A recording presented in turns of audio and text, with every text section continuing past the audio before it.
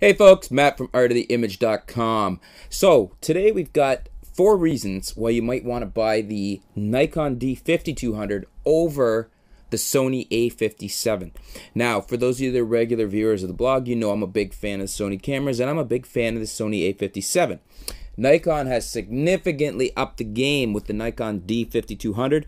I've got the spec sheets here, so I was going through and looking at what the pluses and minuses were.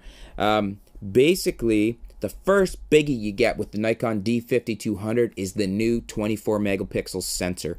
This sensor is king of the hill as far as APS-C sensors. 24 megapixels, and it's rocking those megapixels.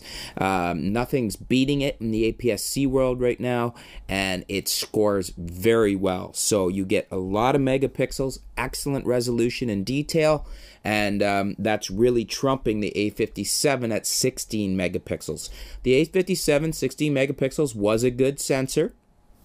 And there is a big key reason to buy the a57, one of the biggest reasons right now that I'm going to show you in the next video when I have some reasons to consider the a57. But D5200 for sensors trumps the a57. Number two, we have the ISO range. ISO range on this 5200 is 100 to 6400. Now that's standard, up to 25,600 expanded. On the a57, we have 100 to 3200. So very limited ISO range on the a57. Now, initially, when Sony announced, or when Nikon announced the D5200, I thought, well, the sensor's not going to be as good as the a57 at 16 megapixels, so that ISO range isn't going to be an advantage. Turns out that's not true. D5200 trumps the a57 at high ISO and gives you higher ISO levels to shoot at with those extra 8 megapixels. So big win for the Nikon here. So point 3 we have here, point 3 is 39-point autofocus system. 9 sensors are cross-type. Now, we don't have the full specs laid out that I could see on the a57 as far as how many are cross-type and whatnot, but this autofocus system is the one coming down from the higher-end Nikons, and it is a top-of-the-line system. I think it's safe to say that it's going to edge out the a57. Having shot both of them, I would give the nod to the D5200 with this autofocus system. Now, our fourth point number 4, is the 921K dot or 921,000 pixels, however you want to say it, 3-inch vari-angle LCD on the Nikon D5200.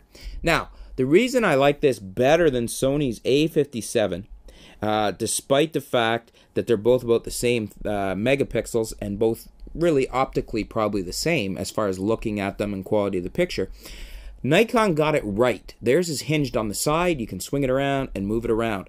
So if you've got it on a tripod, you're not restricted to being able to flip it all through its functional range. On the a57, the camera is hinged at the bottom of the body. So you get it on a tripod, you try to flip it down, it's useless. This was a big design flaw, in my opinion, on Sony's part. So that's a huge bonus to the D5200. So much, in fact, that despite a lot of the video advantages on the a57, which we'll talk about in the next video, I would still probably take the D5200 personally over the a57 for that single factor alone, because I do a lot of video and I don't like cameras anymore. It's just too much of an inconvenience to use cameras that don't have a hinged flip-out screen for when you're doing video. It just makes things so much easier.